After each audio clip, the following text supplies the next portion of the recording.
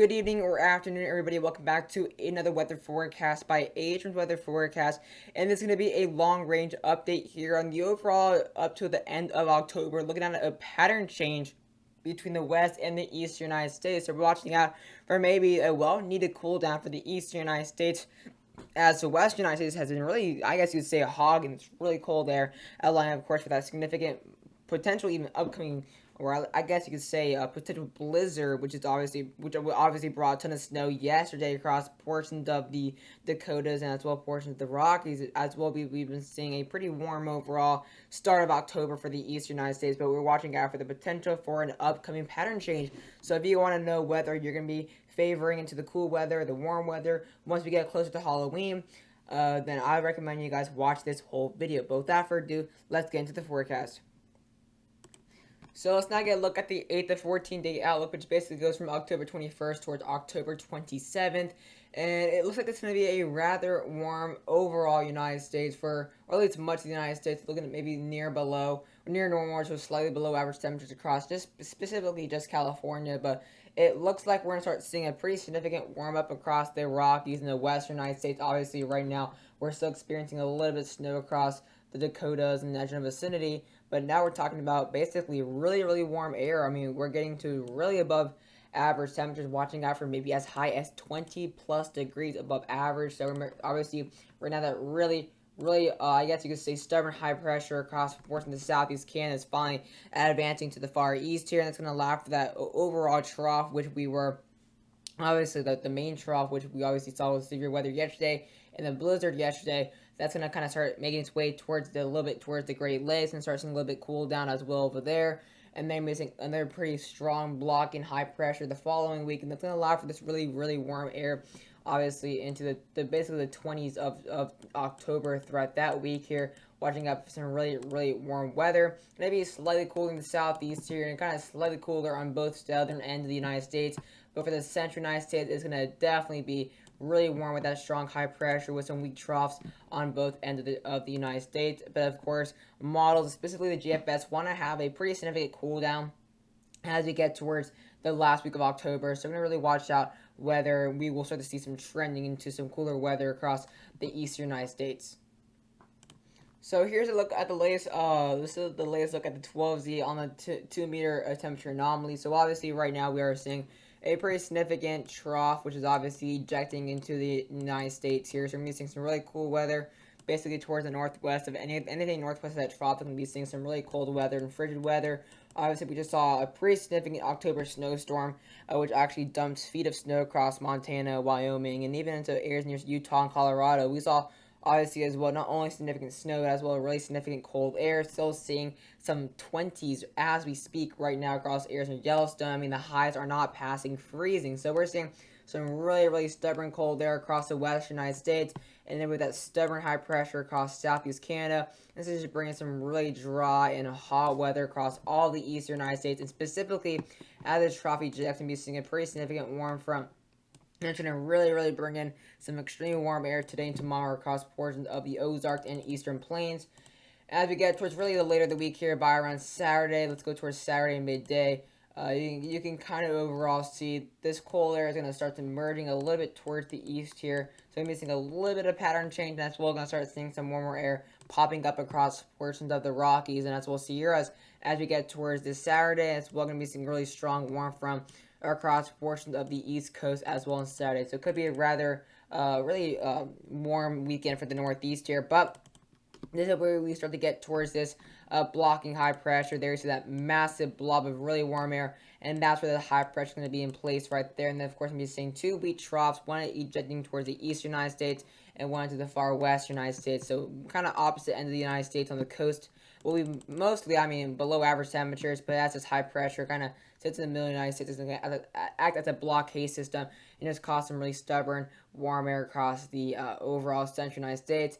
And as we get towards around October 22nd, we're going to be seeing some really, really warm weather now across the western United States and some cooler average temperatures across the central and north central United States. Obviously, by next Friday. And as we get towards really now next Sunday, this is going to be the potential for this potential significant cold front as we get just before Halloween. So this could actually be the main thing I'm watching out for, as models, specifically GFS, has been pretty consistent with this, that we could very well see a pretty large cold front evading the South and East United States as we get closer towards Halloween. That's going to allow for this really significant ridge to stay in place across the West United States. That's going to be why I'm calling it a pattern change, because it's going to be a completely different pattern than what we're seeing right now. Currently, you see that really, really cold air across the Eastern and Central United States, sitting around 9 to around maybe 20 degrees below average, and then you're seeing that really warm air across portions of the Western United States. Obviously, it won't be as significant as temperature gradients as what we're seeing right now, what we saw yesterday in the past few days across the Western Eastern United States. That significant temperature gradient, but we will also see some significant cooling across the Eastern United States, and as well as some significant warming across the Western United States. It'll be a little bit more apparent. You can see obviously a little bit more of a visible split within the United States with that really cold Eastern and Central United States just before Halloween, October 28th. And really, really stubborn warm air with a high pressure across the Western United States. So this is the so-called pattern change I'm going to be kind of talking about. And obviously, even the European has been a little bit consistent with it. But yeah, I mean, they're kind of heading towards possible some more frequent cold fronts across the Eastern United States, and it's gradually start getting a little bit warmer as we go deeper into October across the West. So here's now look at the 500 millibar jet. So this is obviously a significant trough I'm talking about right now. It's a line, anything kind of just northwest or west of that trough is seeing some very cold air. And of course, there we have that stubborn high pressure across southeast Canada. It's going to bring in some slightly warmer weather, but it's going to be all right. It's not going to be anything too crazy, but some slight warm weather across the eastern United States with that significantly cold, frigid weather across the western United States. That's kind of the current pattern we're seeing right now.